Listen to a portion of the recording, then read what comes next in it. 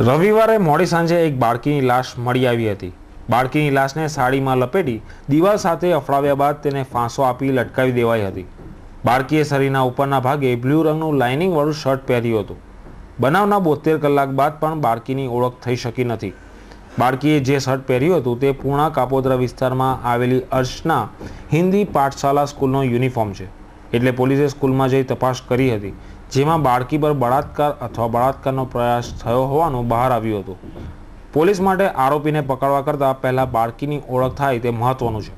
બનાવના આટલા સમય બાદ અને આ સમાચાર મીડિયામાં પ્રકાશિત થયા બાદ પણ કોઈ પરિવાર સામે આવ્યો નથી, ત્યારે હવે પોલીસને શંકા છે કે આ બાળકી કદાચ સુરત કે તેની આસપાસના વિસ્તારની નહીં હોય, એટલે હવે પોલીસે બાળકીનો ફોટોગ્રાફ સહિત તેના વિશેના મેસેજ રાજ્યના તમામ જિલ્લા શહેરની પોલીસને મોકલી આપ્યા છે।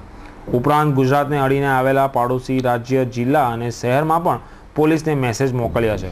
ખાસ કરીને થાણે, ડાંગ, નાસિક, નવાપુર, ધુલિયા, નંદુરબાર, જાંબુઆ, ગોધરા, પંચમહાલ વગેરે વિસ્તારમાં પણ પોલીસે મેસેજ મોકલ્યા છે। જો તે વિસ્તારની હોય અને કોઈ વાલી મળી જાય તો પછી પોલીસને આરોપી સુધી પહોંચવું મુશ્કેલ થશે નહીં।